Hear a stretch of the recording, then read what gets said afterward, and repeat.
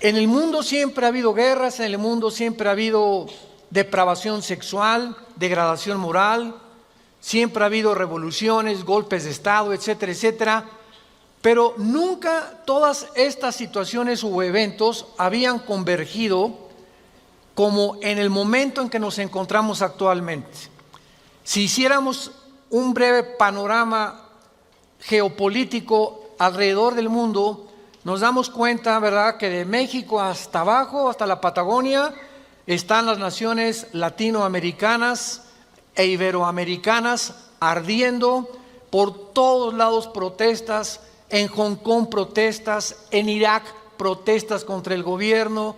Es en Estados Unidos un clima que se está viviendo de demasiada tensión, donde quieren destituir a un presidente, etcétera, etcétera. El Medio Oriente ni se diga, continúa con el conflicto aumentando acerca de quién controla el petróleo, quién controla el Golfo Pérsico.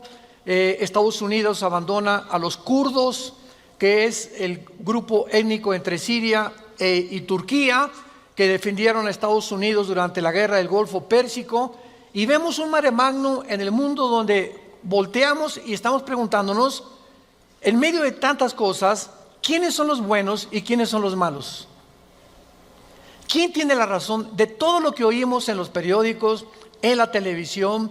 Unos dicen una cosa: golpe de Estado, no fue golpe de Estado. Revolución, no fue revolución. Los kurdos esto, Estados Unidos por acá.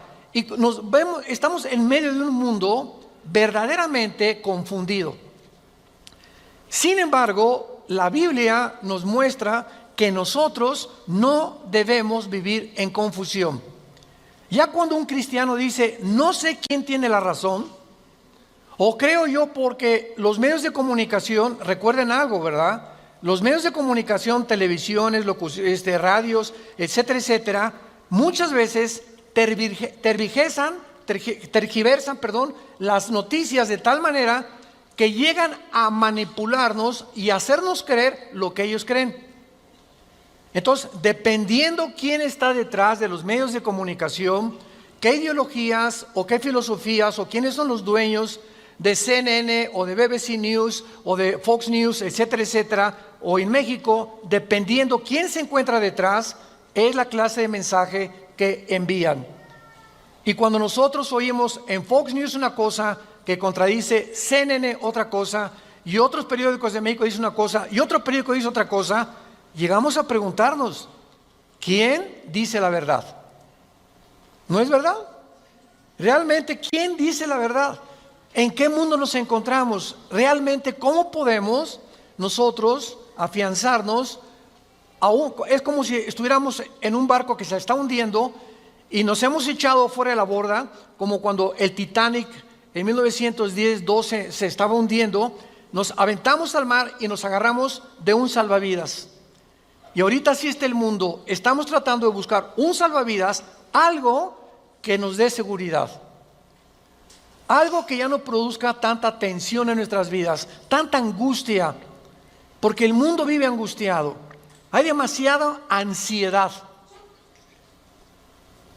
La enfermedad número 1 que la Clínica Mayo en Rochester y el Hospital Hopkins en Estados Unidos, que son las dos clínicas médicas más respetadas que hay en el mundo en cuanto a evaluaciones y a sugerencias médicas, coincidieron hace algunos años en que el factor común denominador o la causa número 1, escúcheme con mucho cuidado, esto es un dato que viene de clínicas médicas, no cristianas. La causa número 1 de las enfermedades mentales y físicas del ser humano en el siglo XXI es el estrés. El estrés es un estado de angustia, un estado de tensión, de ansiedad interna que no te deja vivir y que te hace que estés enojado contra el gobierno, enojado con tu papá, con tus hijos, etcétera, etcétera. Ves a toda la gente con recelo, no confías de nadie, te vuelves amargado, te vuelves amargada. Y es el estado interno al que el ser humano está llegando porque hay demasiados conflictos en el mundo, demasiadas noticias. Estamos oyendo con el iPhone qué pasó en Irak, qué pasó en el Medio Oriente, qué pasó por acá, mis amigos, mis amigas, y llega un momento en que el ser humano ya no tiene paz. Ayer en el Congreso de Pastores que tuvimos en México, llegaron una familia a consultarme. Él es pastor, su esposa lo acompaña hace mucho tiempo, y me dice: Armando, quiero decirte una cosa. Tenemos un programa de televisión en Sudamérica y un programa de radio. Y el otro día estaba radiando unas noticias, me dice la esposa, y ¿sabes una cosa? Que de repente se me olvidó todo. Entré en un estado de amnesia en el que ya no sabía ni quién era yo. Algo me pasó en las neuronas de mi cerebro que se me fueron todas las ideas. Y duré como 1 o 2 días. Mi esposo asustadísimo, ¿qué me habrá pasado? No fue un golpe, no tuve un trauma, y se me fueron todas las ideas. Inmediatamente le contesté y le dije: eres una mujer demasiado estresada. Y hay una autora inglesa que les recomiendo.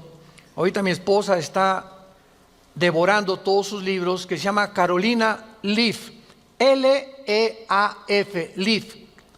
Esta autora inglesa es neuróloga, pero es cristiana, y está haciendo los últimos descubrimientos del cerebro, de las neuronas, de la manera como afecta el estrés.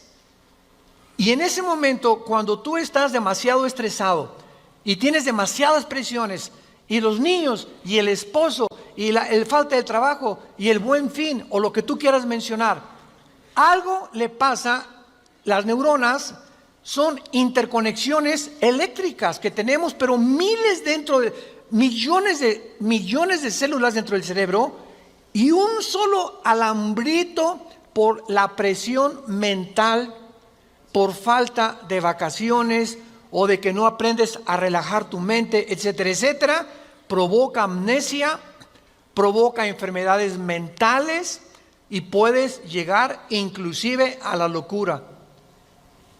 Esto es impresionante, porque es como un árbol lo que tenemos aquí adentro.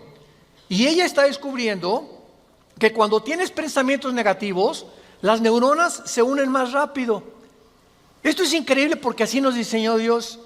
Y cuando tenemos pensamientos negativos, las neuronas comienzan a tratar de desconectarse y vienen zonas negras en el cerebro que te impiden pensar coherente y lógicamente. Qué interesante que Filipenses 4:8 diga en la Biblia: en esto pensad, todo lo que es bueno, todo lo que es justo, todo lo que es buen hombre, ocupa tu mente pensando cosas positivas. Porque la gente que está continuamente pensando el mal, o qué mal hacer, o estar negando a Dios en su mente, algo afecta las neuronas del cerebro científicamente. Y cuando venimos a la Biblia nos damos cuenta, ¿verdad?, que se están derrumbando todas las ideologías. El comunismo ya no es el comunismo, porque el comunismo que yo practiqué, por ejemplo, ustedes muchos saben que antes de que yo fuera cristiano fui comunista, fui ateo. A los 12 años me decepcioné de la religión que nos inculcaron y llegué a negar a Dios. Las religiones son un engaño, todas quieren explotar a la gente. Estos eran mis pensamientos.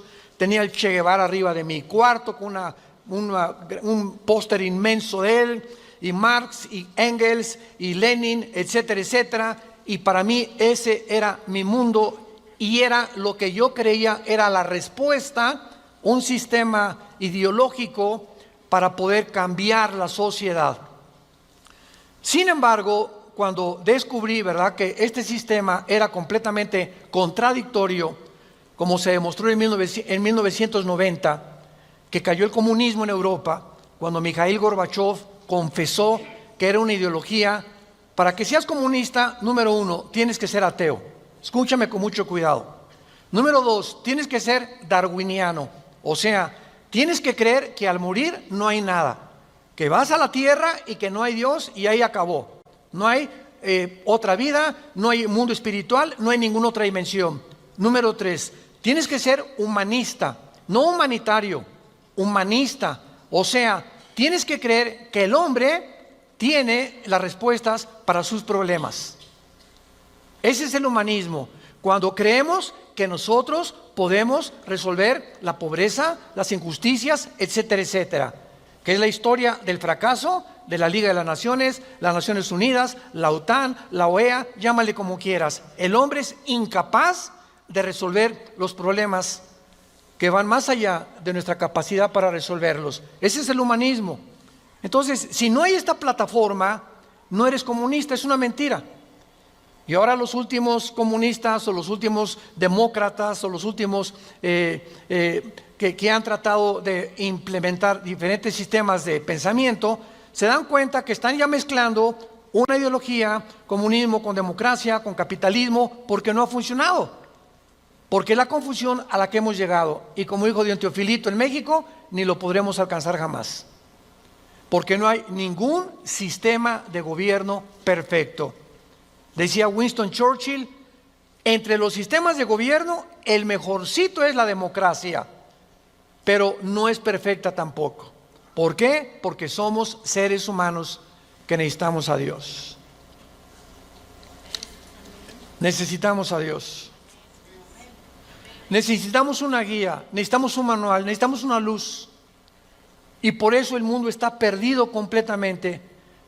Me decía el otro día un piloto que es vecino de la casa de ustedes, donde vivimos, de American Airlines. Me decía, Armando, le digo, oye, cuando tú vas en el avión allá a 10,000 metros, 10 kilómetros arriba de la superficie de la Tierra, 33,000 pies, 35,000 pies, ¿cómo le haces para saber si no vas para acá o no vas para acá, o vas subiendo o vas bajando?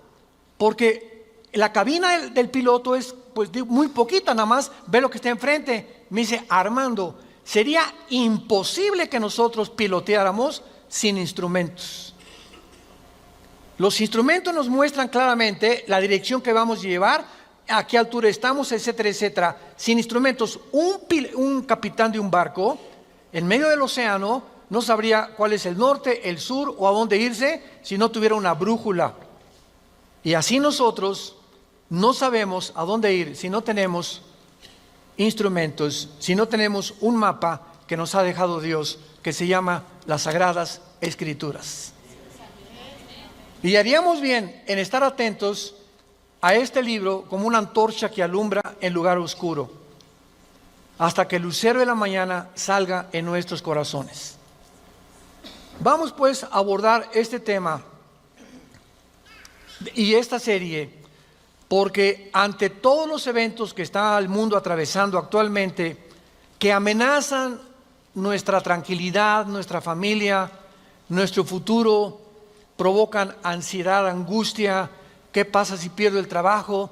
¿Qué pasa si el peso pierde más valor ante el dólar? Si cae el petróleo, si viene un gobierno en México, o si viene una guerra nuclear. Todas estas cosas producen ansiedad, producen incertidumbre, producen intranquilidad. Y Dios no quiere que vivamos así. Dios quiere que en medio de este mundo tengamos una esperanza, tengamos una seguridad de que las cosas van a mejorar. Que lo mejor de nosotros está por delante. Y que aunque el mundo sea cubierto de tinieblas, en nosotros debe haber luz. Porque somos la familia de Dios, que dio a su Hijo en una cruz hace 2000 años para que pudiéramos comprender el mensaje del Evangelio, de las buenas noticias, de la gracia de Dios en su Hijo Jesucristo.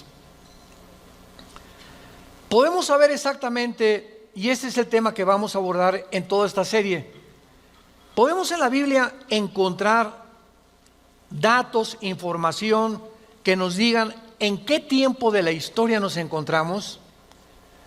¿Podríamos realmente decir con seguridad nos encontramos a 10 años de que Cristo venga, o a 5 años de que Cristo venga, o nos encontramos al borde de un caos nuclear o estamos en la orillita de la autodestrucción del ser humano, esta información se encuentra en este libro. Porque cuando comienzas a escudriñar este libro y nos comenzamos a ver que Dios nos comienza a despejar incógnitas y los velos negros que nos impiden ver hacia adelante comienzan a ser quitados por la luz del Espíritu de Dios, comenzamos a caminar con confianza en la vida. Si yo estoy en una cueva oscura, yo no sé si dar un paso por acá porque no veo, está tan oscuro que a lo mejor está ahí un murciélago o una roca o algo, pero si alguien me da una lámpara, ¿qué hace la lámpara? Inmediatamente me alumbra 4, 5, 10 metros hacia adelante y con esa lámpara puedo caminar con confianza porque voy viendo dónde voy pisando, ¿correcto? Bueno, así es exactamente en el mundo espiritual. El mundo ahorita no tiene lámpara, están así. ¿Será melón? ¿Será sandía? ¿Será, ya sabes quién? Por aquí, por allá, ¿y para dónde? Esto, ¿tendrá razón ellos? ¿Tendrá razón estos? ¿Tendrá razón este gobernante? Por acá, y así está el mundo. Pero cuando tenemos la palabra profética más segura, vamos a comenzar a caminar con confianza y a darnos cuenta del Dios que nos dice, no temas. No temas, estoy contigo, nunca te dejaré, nunca te voy a abandonar. Estaré contigo todos los días hasta el fin del mundo. Y aunque se cierren los cielos aparentemente y la oscuridad, la tierra esté cubierta de ella, mientras más oscuro, las estrellas se ven mejor. Mientras más oscuro, vamos a tener más luz, porque vamos a poder brillar en medio de las tinieblas. Claro que la Biblia nos va a revelar todos estos sucesos y calamidades antes de que sucedan, para que cuando sucedan corroboremos, comprobemos, confirmemos que Jesús tuvo realmente la razón y que Él es el Hijo de Dios. Y esto es lo que nos da la fortaleza, las convicciones, porque lo que más se necesita ahorita en el mundo es seres humanos con convicciones profundas en sus vidas, con mucha integridad para vivir. Y cuando tú eres una persona de una sola pieza, como dijo Pablo, yo sé en quién he creído, ya no te engaña la gente. Ya no te engañan las películas, no te engaña la televisión, no te engañan las noticias, porque tu fe está bajo una roca. Estás parado en un fundamento inconmovible. Y este fundamento es la palabra de Dios. Vayamos a ver algunos pasajes. En primer lugar, en el capítulo 46 del libro de Isaías. Si no traes la Biblia, por eso estás así. Con razón. En Isaías capítulo 46, versículo del 9 al 10, veamos algunas respuestas anticipadas que este profeta hace 2700 años escribió. Isaías 46, versículo 9 y versículo 10. Dice Dios: acuérdense de las cosas pasadas desde los tiempos antiguos, porque yo soy Dios y no hay otro Dios, y nada hay semejante a mí, que anuncio lo porvenir desde el principio y desde la antigüedad, lo que aún no era hecho, que digo, mi consejo permanecerá y haré todo lo que quiero. En este pasaje, Dios claramente nos muestra que Él va a demostrar, el Dios de la Biblia, que Él es Dios.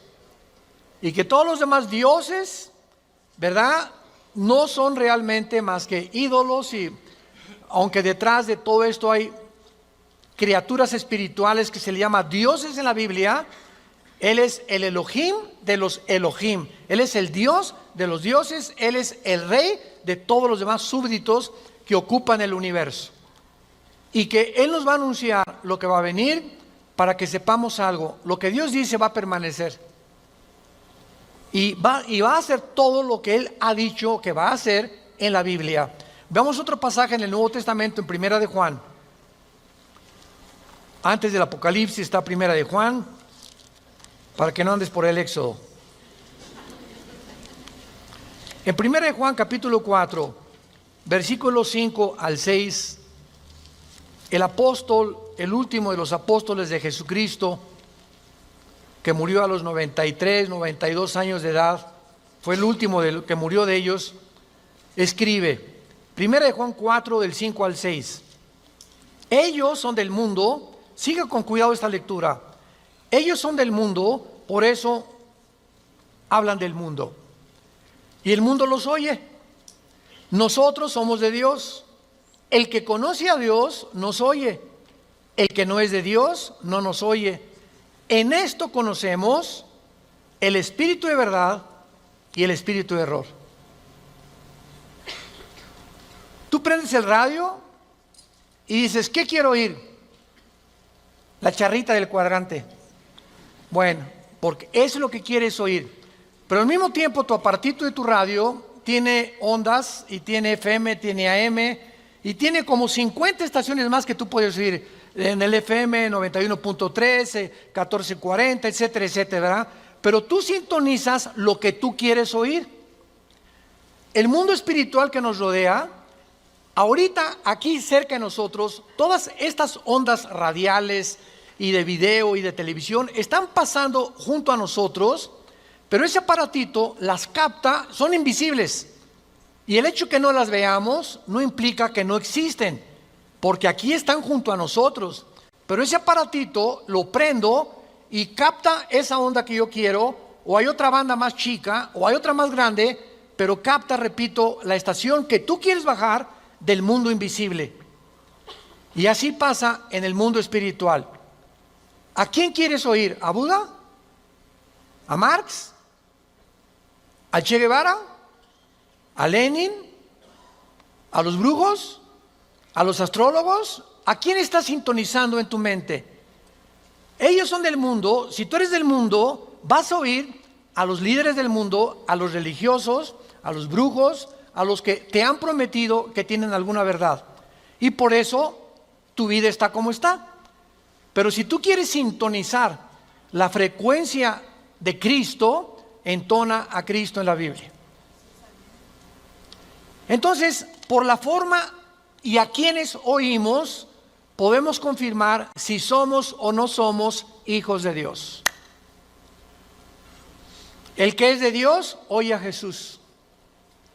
Mis ovejas, Juan 10, oyen mi voz y me siguen. Y yo les doy la vida eterna. Y no oirán la voz del falso pastor. Y aquí se trata de tu destino eterno, de tu familia, de tu matrimonio, de tus hijos. Tienes que aprender a discernir la voz de Jesús. En medio de tantas voces en la televisión, en los programas, en los radios, en libros que hay que nos rodean por todos lados, ¿a quién estás oyendo? ¿A quién estás leyendo? ¿Qué tipo de lectura tienes? ¿Qué tipo de actividades tienes para saber si tú eres y tienes el espíritu de verdad o tienes el espíritu de error? Muy bien. En la Biblia tenemos tres principales fuentes de información de las profecías bíblicas. Esto es bien importante. Hay tres fuentes de información en la Biblia que vamos rápidamente a verlas, que nos muestran la fase final de la historia humana en tres pasajes de la Biblia y que nos vienen realmente a confirmar en qué época nos encontramos. Estas tres son, en primer lugar, el Sermón del Monte de Jesús, que se encuentra en Mateo 24, Marcos 13 y Lucas 21. ¿Cuál es el Sermón del Monte? Cuando los discípulos se acercaron a Jesús, dinos, ¿cuándo será la señal del fin del mundo? ¿Cuándo serán estas cosas y cuándo será la señal de que tú vas a regresar.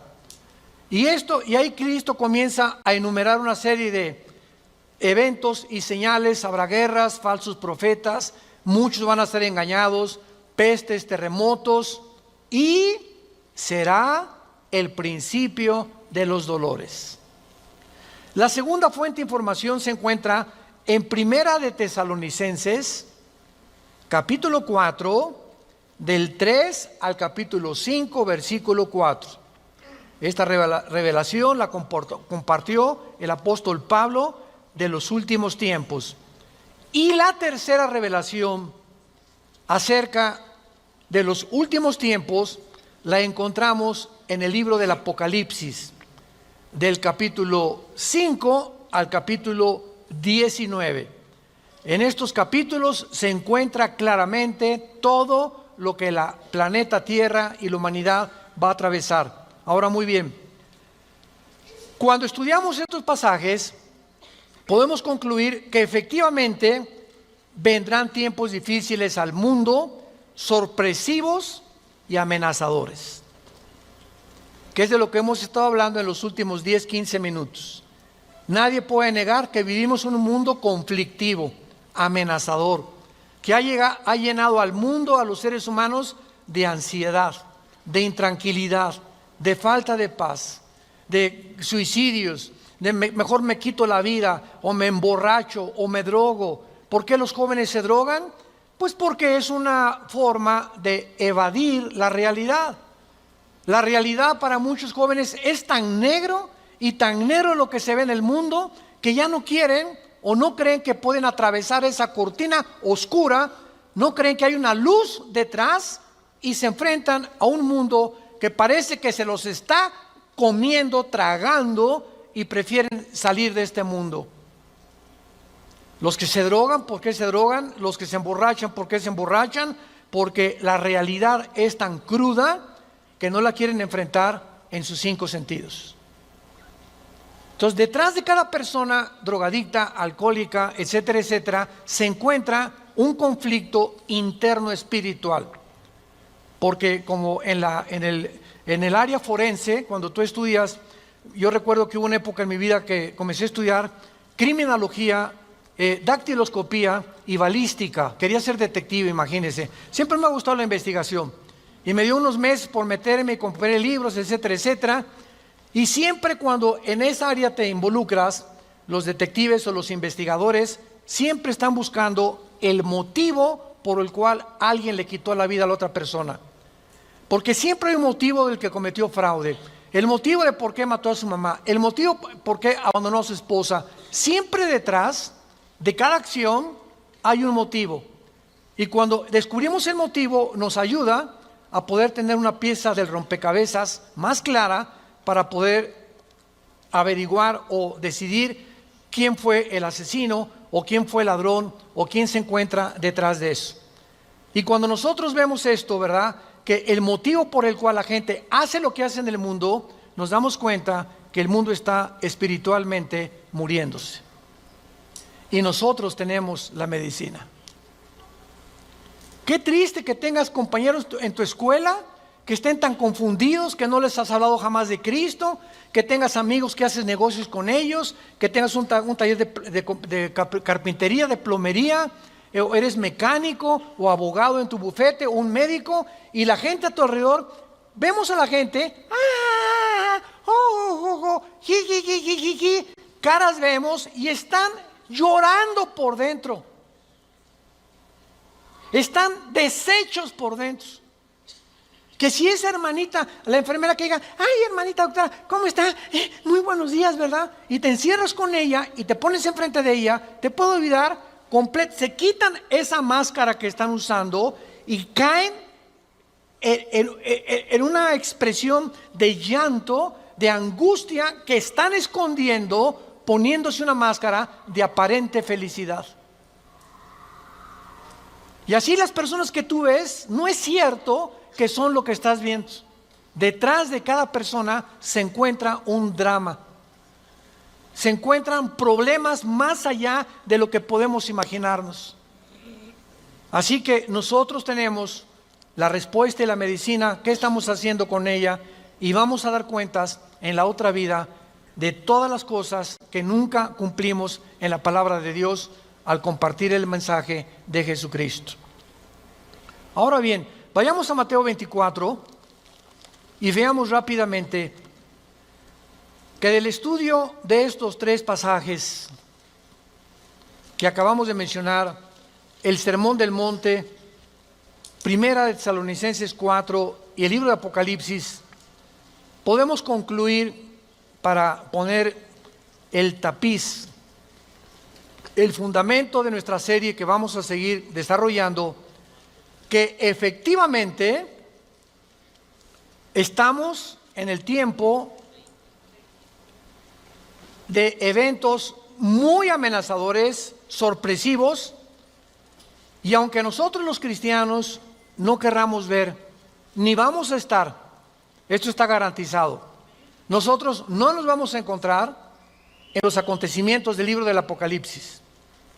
La iglesia no va a encontrarse en los acontecimientos de Primera de Tesalonicenses 4, ni tampoco en el Sermón del Monte, más que en lo que les voy a mostrar ahorita. Y no vamos a ver nosotros el Armagedón.